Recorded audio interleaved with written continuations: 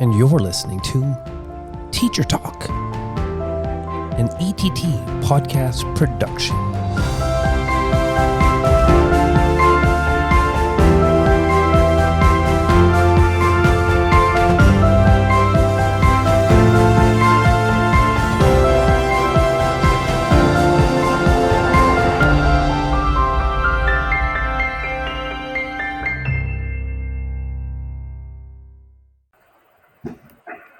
And welcome to Teacher Talk, an ETT podcast. And you can check out everything with the elementary teachers of Toronto on ett.ca. But today we're here with Kathy and Hardeep to talk about all things anti-racist leadership in education, a topic that is critical to have conversations about, deep, meaningful conversations, so we can take those words that we hear a lot and really apply practical skills. But this is not my conversation to lead right now. So, Kathy and Hardeep, please introduce yourselves to our audience, our membership. And as you introduce yourself and your role in education, take a few moments to really tell your story. What was the inspiration? What were you seeing in education that made this an area of concern for you, or an area where you felt you could have the greatest impact, this anti-racist leadership in education? So please, Kathy, we'll start with you. Introduce yourself, your role in education, and what were your passions? What were you seeing that brings you here today?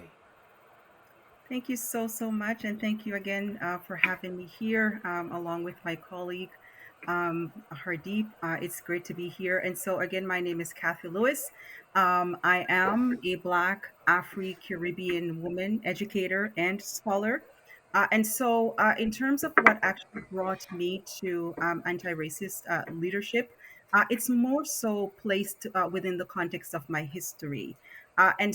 What I mean by this is that my lived experiences and realities have actually taught me and have led me into ongoing learning and unlearning in understanding, how I navigate specific spaces and also in terms of the criticality of how I navigate those specific spaces.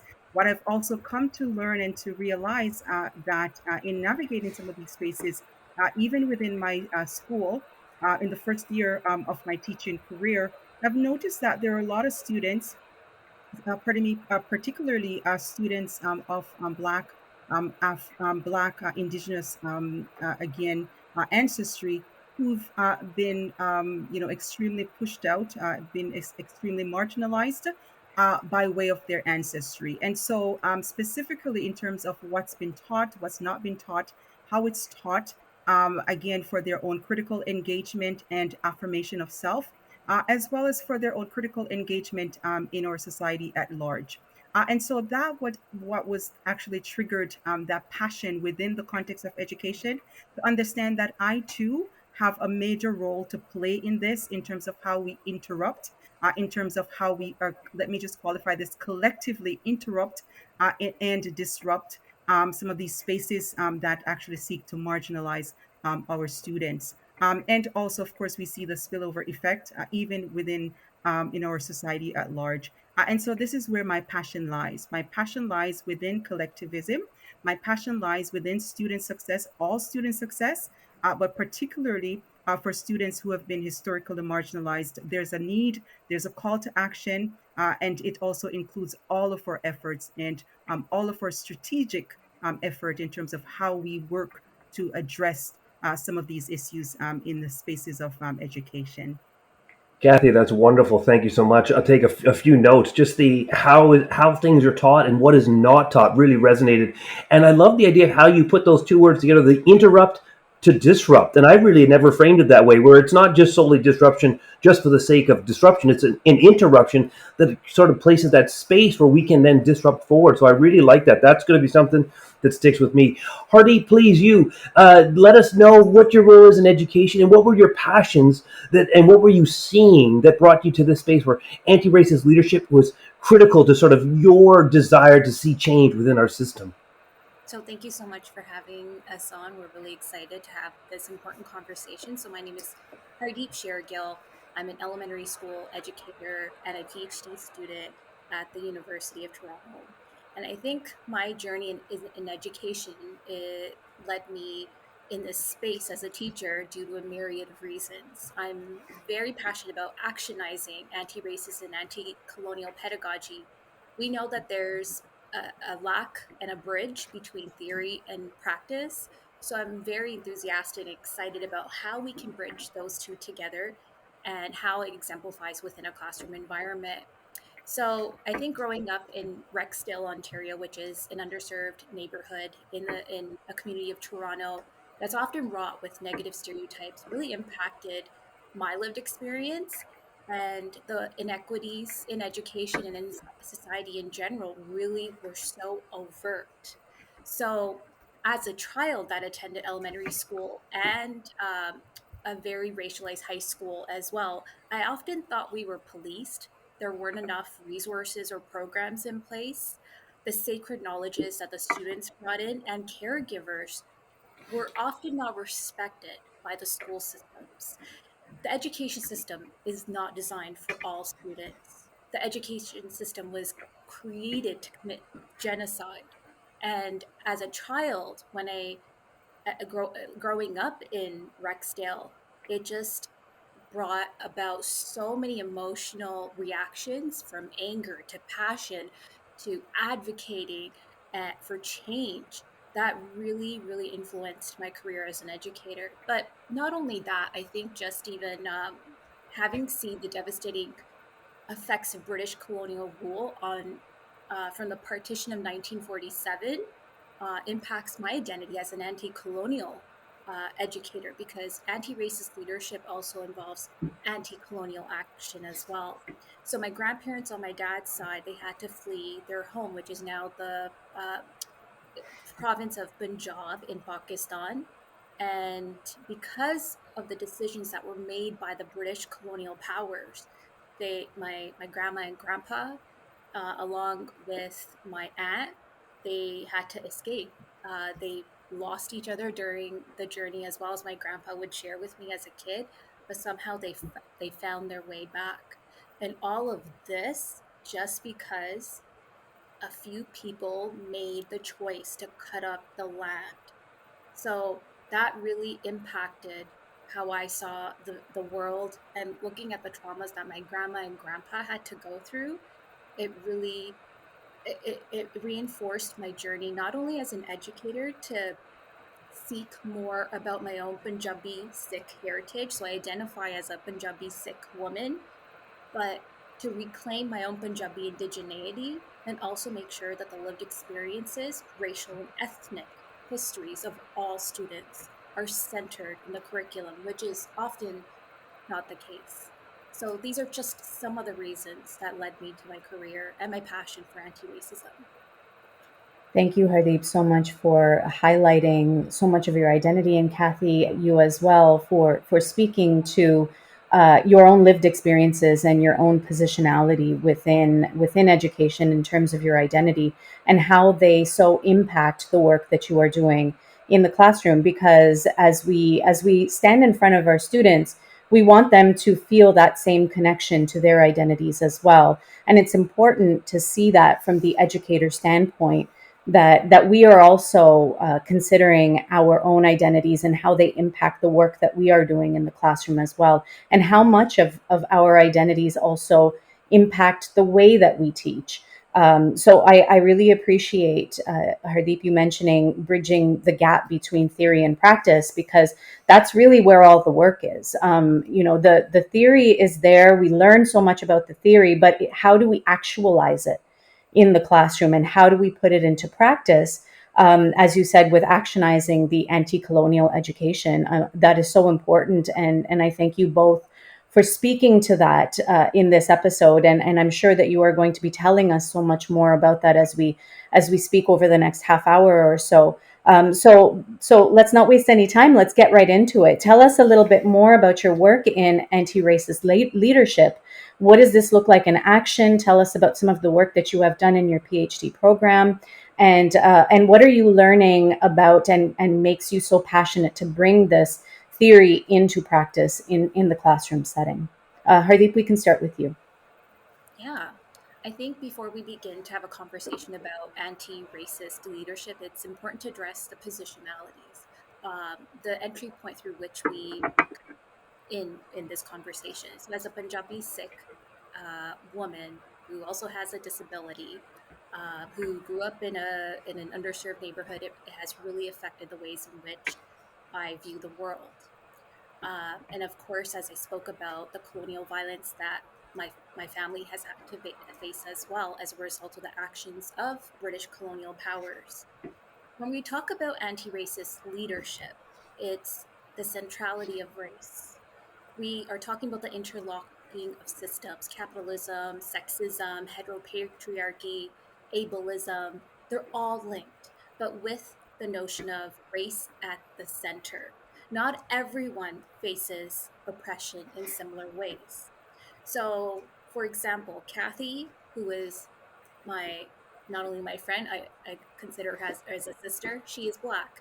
Her experiences will not be the same as myself, who is a light skinned Sikh Punjabi woman.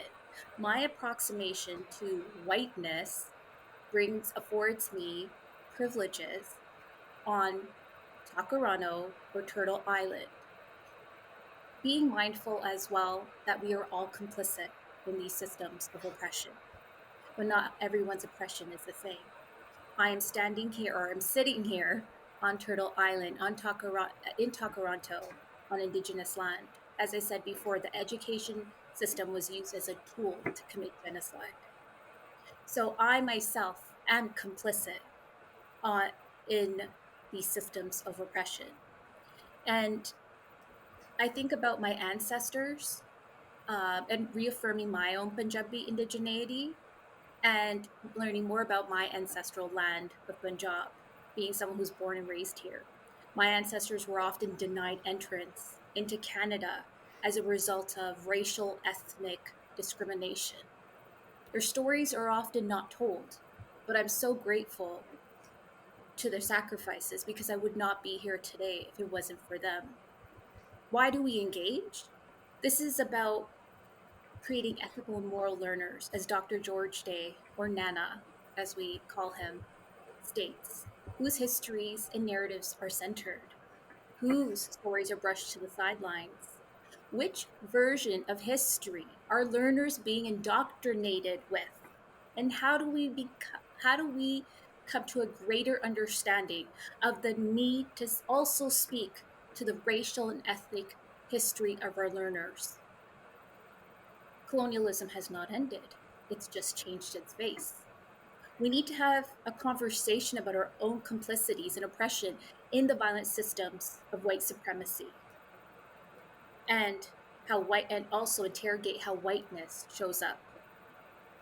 We can't have a conversation, as I said before, about anti-racist education without understanding how each of the interlocking systems intersect. For example, capitalism, sexism, patriarchy, and ableism.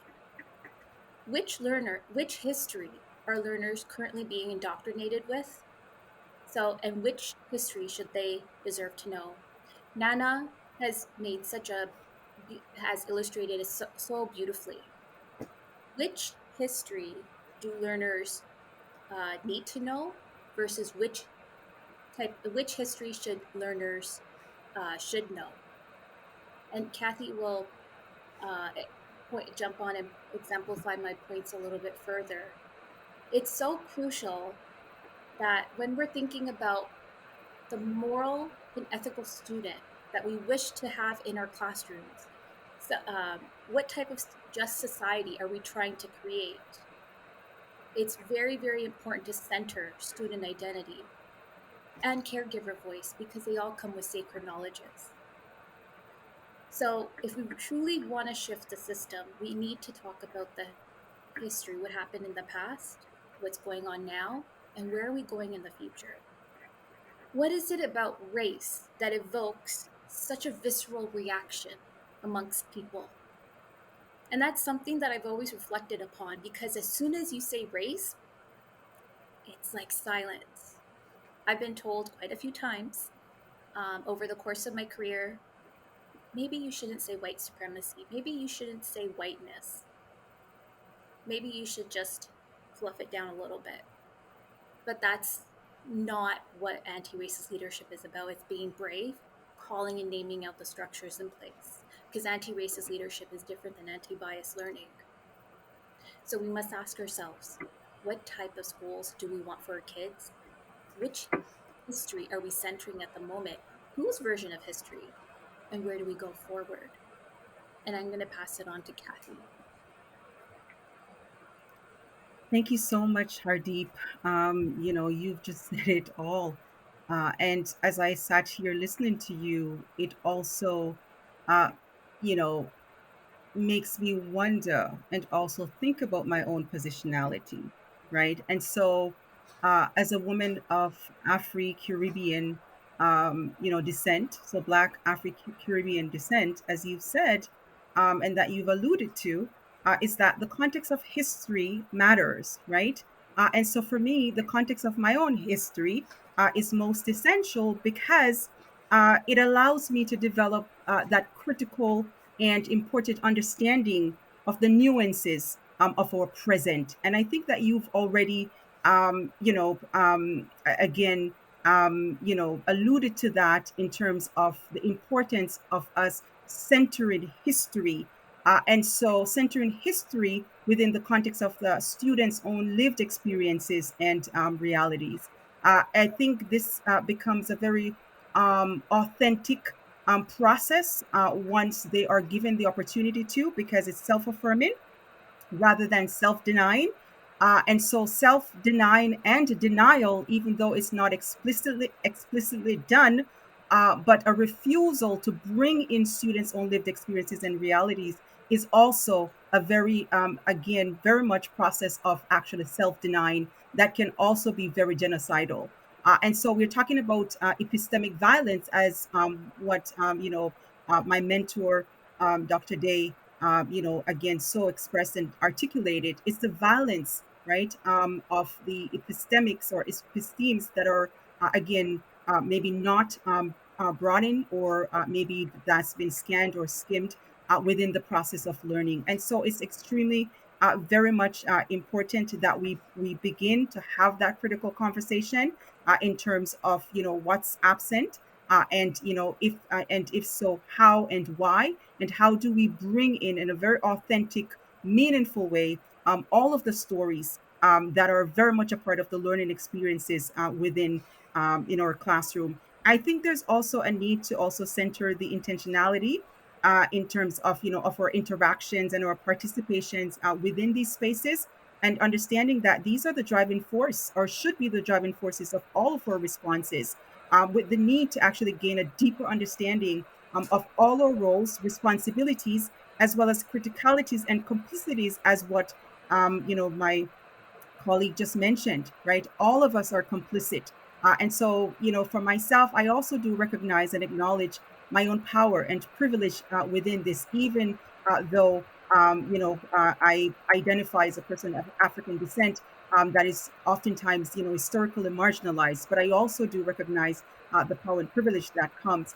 I also feel that with this, there's an important obligation and necessity that is based on our ancestral obligation and responsibility of redefining as well as defining these spaces for greater intra and ultra community bonds, developing greater intra and ultra community bonds, not just within my communities, but also bringing in the spirit of solidarity and a critical allyship for a collective effort and response. I feel that this is also very much important because this also marks the modeling of what it means to be an ethical learner. And especially as educators, we all know the value of modeling for our learners, what specifically it looks like to be operating within that spirit of excellence as learners. And so it's very, very important that we again center us, again, just to echo what Hardeep just mentioned. I feel so also that it is very important that in our positioning or positionality, that there's also the importance of honoring the sacredness of the land and territory, the lands and territories that we so much so call home for, if not all of us, and raising our families and developing greater community bonds. in that land, in honoring, Indigenous land teachings, as well as Indigenous practices, again, as a part of that greater critical engagement in that. And I also feel that this is also important for us to center that as a part of that critical and creative innovation in terms of futurities. And so, what particular world do we imagine? What particular Canada do we imagine? And so, is it one that is based on the premise of exclusion, where it's very much so again, central to only one particular, or do we take a multicentric approach? Again, an idea that's been proposed by Dr. Day in bringing in and decentering knowledge so that it doesn't become hegemonic in terms of how we practice. And so I feel that this is also very critical. And just a final point that I want to make again, just to reiterate what Hardeep just mentioned, in terms of not just calling in all of the histories and experiences, but understanding that anti-racism work, again, is pinned on the premise of action. It is action oriented. And so how do we, again, call ourselves in and also calling ourselves out and also calling ourselves up for the greater purpose of our common humanity and for the greater purpose of ourselves. Kathy, Hardeep, thank you for those wonderful answers, gifting Pav and I and our audience just so many great insights. I have a few notes. They aren't a hierarchy of what was important, but just things that resonated and I wrote down. I got caught on this idea of we are the system, and then back to the word disruption. Because I think early on in my teaching career, I thought I was a disruptor. But then as I started to realize I'm no disruptor because I am the system. I am allowing the system to continue all the time. And one could even argue on a real small anecdotal notion when our board cut all our coaches not mid-year.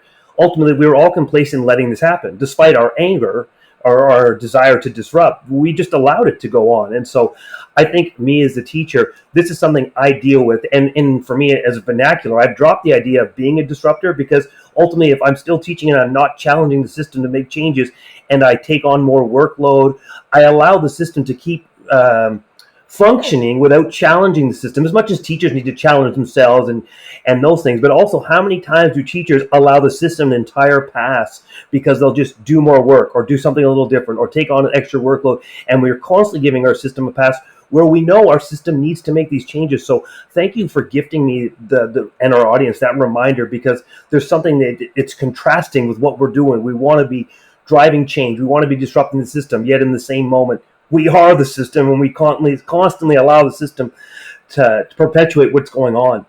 I love the idea of an ethical learner. This is also vernacular I'm going to use because I've never really used that phrasing. We're building ethical learners. I really like that.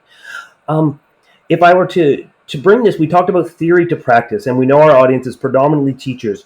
When you talked about all these things about centering identity, the caretaker voice, what have you been doing in classrooms, or what have you seen in classrooms where a teacher, not that teachers always want a quick list, but sometimes it's a nice entry point to say, well, I've done this and it worked. I tried this and I saw great success. I watched another teacher down the hall do this, and I would love to share this. What are things you're seeing in classrooms that a teacher might be able to listen to this episode and make a quick change in their classroom practice the next day? And it doesn't have to be that per se. Maybe you just see something that a teacher could work to. But with my 21 years experience, I always love a real nugget, and I can say, wow, I can do that tomorrow, and I'll do it tomorrow. And often that's an agent of greater change, is to see sort of that simple act. Maybe it's not so simple, but I can take something and then it's a domino. I begin to transform through those easy measures. So bringing that a theory to practice. What are you seeing in classrooms? What are you doing in your teaching that allows that a teacher could say, okay, this is this in action? Because often we say we want student voice or we want conversations, but your classroom can't solely be a conversation all the time, because you'll realize only 3 people are participating and only 2 people are absorbing information. And so as a teacher, I walk around and say, I had a courageous conversation today, but only 3 people engaged in that conversation. The rest were just spectators because I didn't do enough to change the definition or broaden the definition or create real meaningful moments for that conversation to be in the moment, but also for students to engage in that conversation in other ways. So that's a really long-winded question, but this is how I operate when I teach. I talk a lot like this, and then students only have 3 minutes left to work. That's tongue-in-cheek. But what are you seeing in classes that a teacher could take away to bring this work, take that theory and make it practice. Hardy, who did we start with last time? Pat, you got to save me because I I don't think it remember. was Hardeep. I think it was. So, Kathy, we'll come to you to start this conversation. And again, thank you so much for all the great wisdoms you have been dropping in this episode so far. Well, thank you so much. I appreciate your comments and I appreciate you having us here, as I said. And so, in terms of practice, for me, it's more so in terms of how we engage our students in that process, right? And so, and oftentimes actually creating that space. And of course, it's very relational in that it takes a sense of creating safe space or spaces for students so that they can feel comfortable enough to want to, and I'm going to quote Brené Brown here, to want to actually, leave the backpack at the door, to hang up their coats or the backpack, and to feel comfortable enough to actually shed or to present their own authentic self in that space. I feel that also as a part of this is trusting our students, their own instinct, and so I call this the instinct of the imagination and experiences that they bring. Because, of course, going off the idea of Paulo Freire, our students are not just containers needed to be filled, right? They come in with a variety of complex experiences and thoughts and imaginations that they're actually waiting for, and that space, right, where they can actually activate and to work even with their peers within that within specific context of learning and education, so that they can also be a part of this developmental process of this society that we all imagine ourselves to be a part of. I'm also bringing in Leanne Simpson's idea, and so she talks about the story of presence, where curiosity, right, as an Anishinaabe is teaching, curiosity that is very much so embraced in the learning process. So oftentimes, as a part of that creative, innovative process of learning, in that there's not a one size fit all model for students, is also embracing their own multi-dimensionalities in terms of their thinking, in terms of how they position themselves, in terms of how they navigate the world, and also in terms of how they demonstrate their knowledge and understanding, which also comes back to assessment and evaluation. How do we evaluate students? How do we imagine different critical, creative ways of how we can assess, right? This is also a part of the decolonial praxis that we've talked about. We all know that decolonization or decolonialism is an ongoing process. It's not ever a space that we are all ultimately going to arrive at, in our lifetime. Because, of course, we know that the colonial process is deeply ingrained. It is multi dimensional as well as generational, and it's very complex. And all of us are at different levels of understanding, different stages of understanding. It also takes a level of humility as well, in understanding that we've never, at that moment of expert or expertise per se, but that we're embracing all of our processes. It reminds me of Lee Miracle when she talks about the idea of journeying. And so it's that process of becoming, that unlearning, that shedding, and that learning, that reevaluation, that evaluation, that understanding of, our willingness to also critique and be critical of these processes as well. And so I feel that, it's very, very much important for us to embrace those processes that are a part of it, and to trust the process, and also, as I said, to trust our students' instincts, right? To bring them into that inquiry process of learning and of producing and of knowledge creation and dissemination. Thank you so much, Kathy, for highlighting those important points. I took away a lot of ideas, especially in connection with my own practice and how it has evolved over the past few years as I interrogate myself and my own sort of my own colonial practice and my own way of teaching that I learned going through schooling here, and then also experiencing many of the same things as Hardeep did growing up and going to school in Rexdale as well. And so I appreciate the fact that this is an ongoing journey, and it requires evolution. It requires looking into it. It requires the learning and the unlearning, as you said, because that is really a very crucial part of this whole journey. And the humility aspect, I think, is one that we don't really consider so much, because it does take a lot of humility to say, there's something in my practice that is wrong, that is not working, that is not serving students that I have in front of me. And so what do I have to do to disrupt that?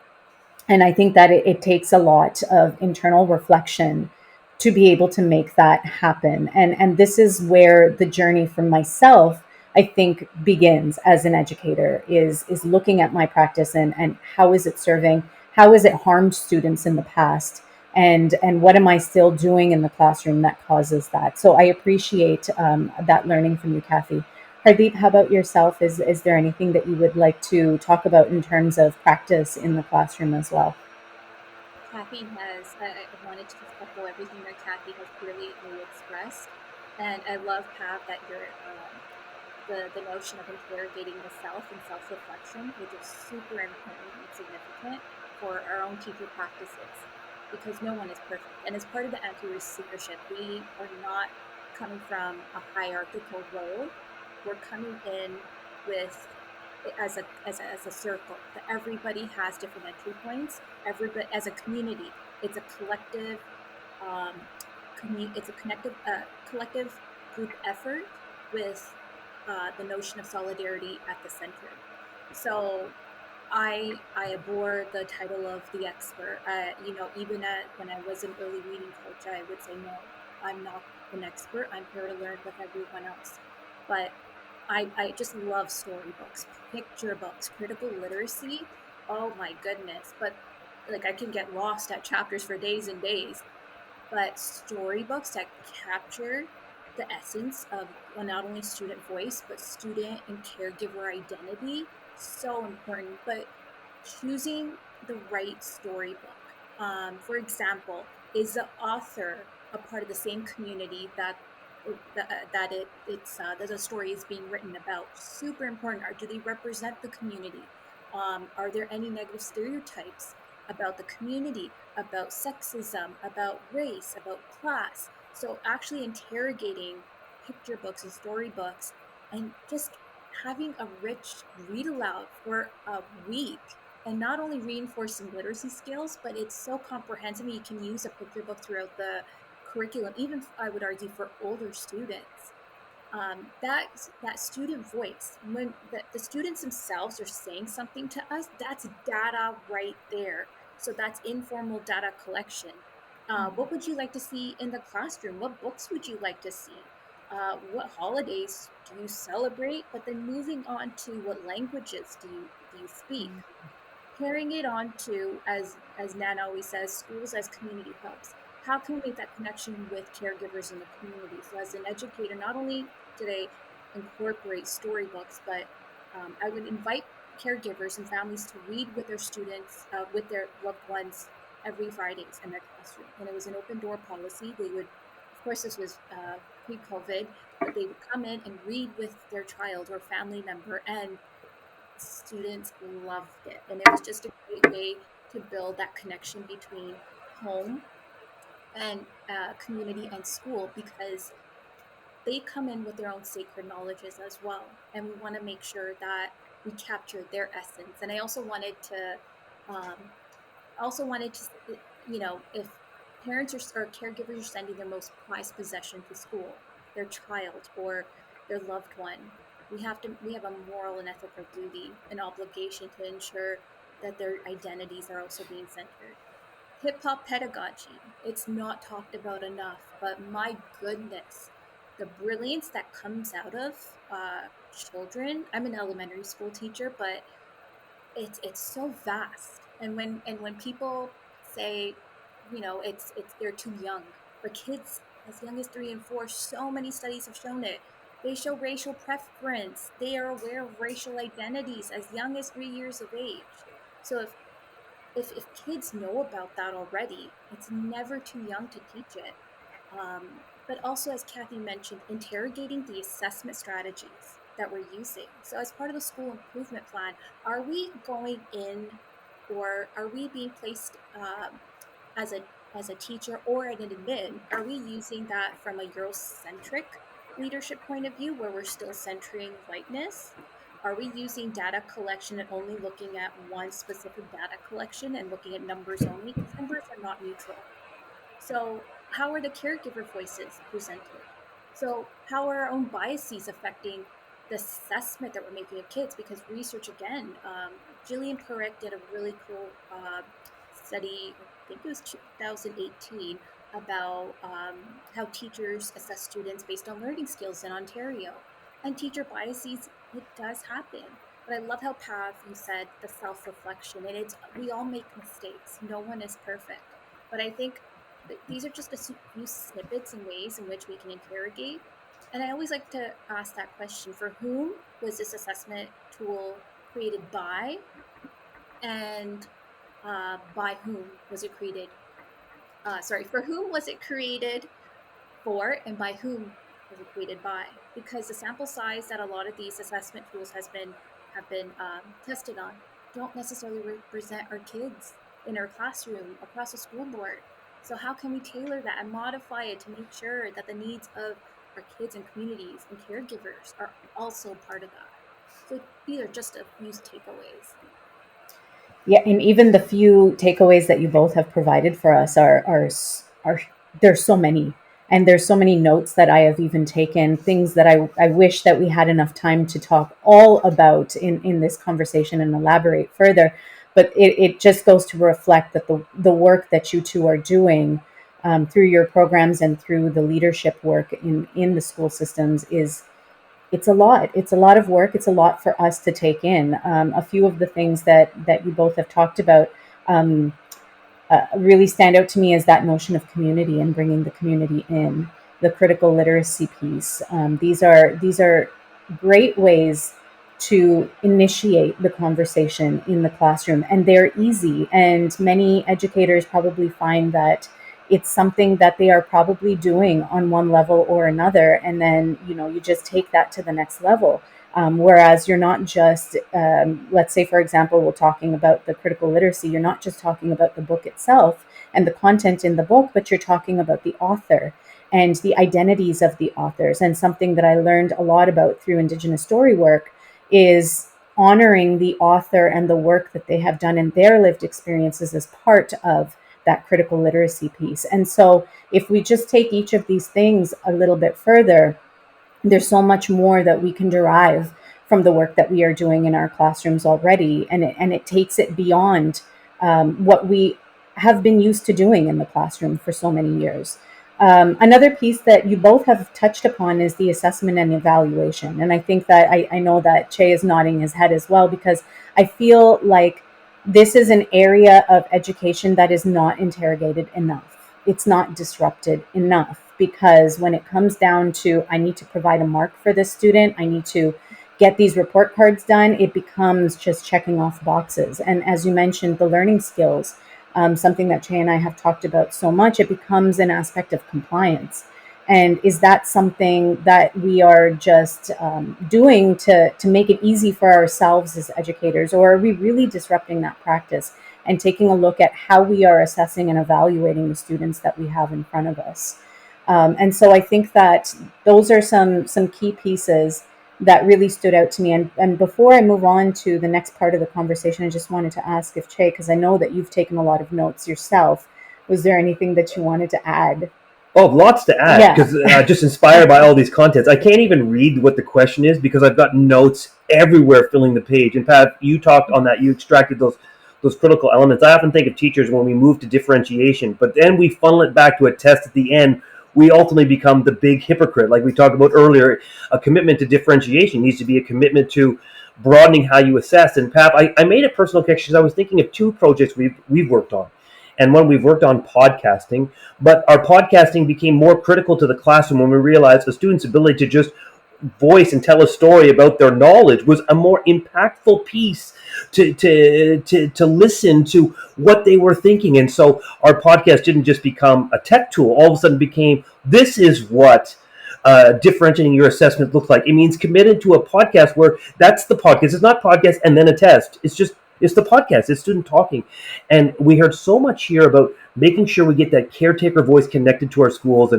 And Hardeep and Pav, I know you're born and raised in Rexdale, and I am new to Rexdale, but I've been here a long time teaching, and it's been a great growth for me. I often say coming to Rexdale has made me a better human at the end. And maybe not at the beginning. I had to work through it, and I had to learn and disrupt.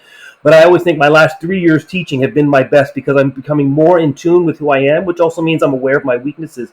But when you talked about stories, Pav, you and I as middle school teachers knows stories and picture books are critical for every topic. It's not just for language. So again, I'll come back to our podcast journey, and we sort of positioned ourselves, I dare say, as experts, but not as experts, but we have a lot of experience. So we go into a lot of classrooms and different schools to share the software, the hardware, the things you can listen to. And I think what made us more valuable to teach podcasting is when it wasn't about the software, it wasn't about the hardware, it was about why don't we write a picture book to introduce podcasting, because it's about a story. And then, Pat, when we use that book to translate into languages that connected to our school community, I thought immediately of that caretaker voice. How does a story become something where you can connect with your community when you make it accessible for them at home, so they don't have to necessarily just read the English and how well they can get through the proficiency? Let's just make the story accessible, and it sparks joy. So, Hardy, thank you for bringing, and Kathy, the same, the value of storybooks. And so if you're a grade 8 teacher and you're teaching science, which I'm not, but Pat, you'll tell me,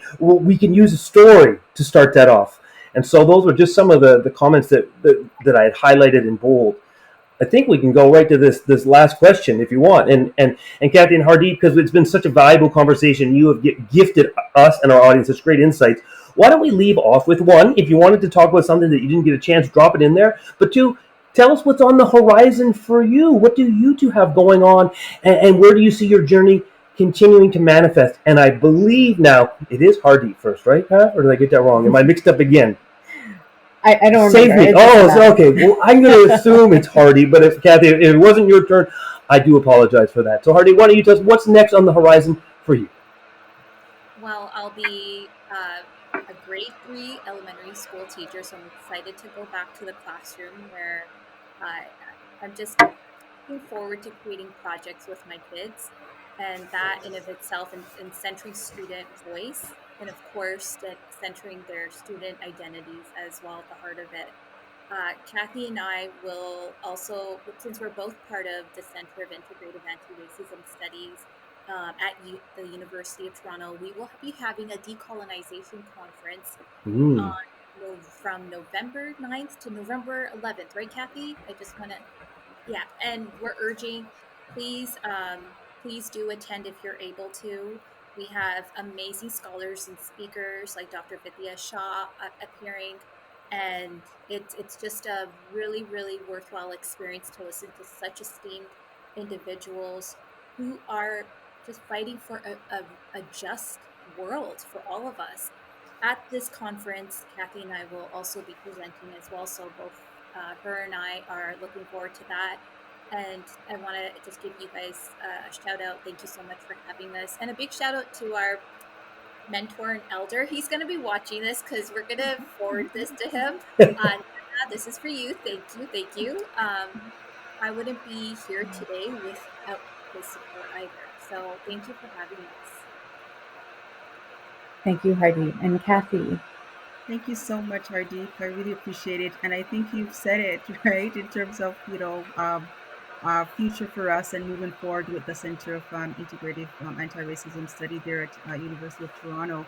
And absolutely a great major appreciation for a mentor, Dr. George Day Nana, and for the work that he's been doing in our community in building that, collective sense of the work, not just only within individual community, but communities, in terms of intra and ultra community solidarity. So thank you. I just want to say this to Che, as you've mentioned in terms of stories, and Hardeep, you've mentioned stories that are very critical.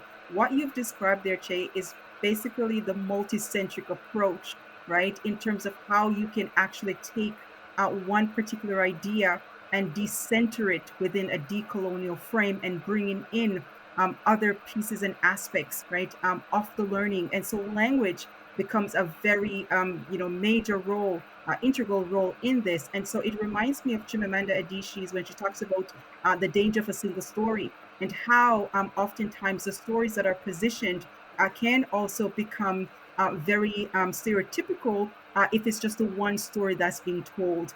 And so that is also in terms of the language or the medium in which stories are also told. And I think it also connects to, which reminds me of a project that we've actually initiated at my school, which is the Human Library. It's not new, it's not a new concept, but we wanted to have something similar at our school in bringing in all of those different stories based on the students' experiences and also making it very authentic in terms of its representation. And so the language, though it's English is a language of instruction, we embrace the different languages that our students are very much a part of in terms of how they navigate the world and in terms of how they, imagine and think through and also conceptualize and write about their experiences. I think that is also very essential. And so it reminded me of that. And I just want to say thank you so much for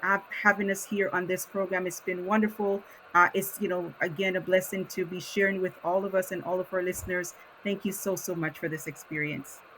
Well, I think that, Kathy, you summed it up perfectly as we talk about stories, as we conclude by talking about stories, because that is essentially what we aim to do with Teacher Talk, this podcast, is to tell the stories of the educators and to highlight the importance of stories as told through multiple different mediums. And so we appreciate the stories that you have brought to us and your ability to talk about the work that you are doing in anti-racist leadership and providing this knowledge and wisdom for educators and others that are watching.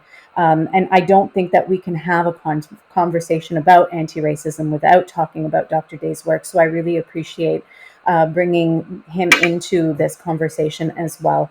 Kathy and Hardeep, Che and I thank you both.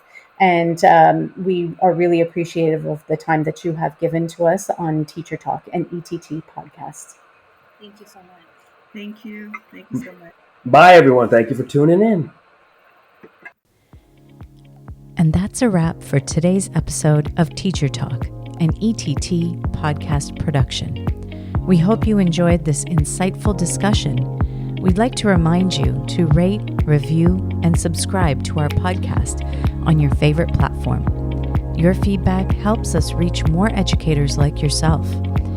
Don't forget to visit our website at ett.ca. There, you'll find additional information and resources from ETT. The ideas and opinions shared on this podcast are our own and do not represent the viewpoint of any organization. We aim to provide a platform for open dialogue and thought-provoking conversations. If you have any topics you'd like us to cover or any questions you'd like us to address in future episodes, feel free to reach out to us on social media or email teachertalk@ett.on.ca. We love hearing from our community.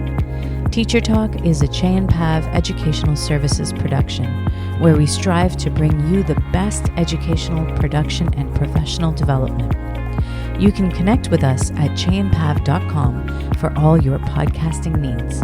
Until next time, keep inspiring, keep teaching, and keep making a difference in the lives of your students.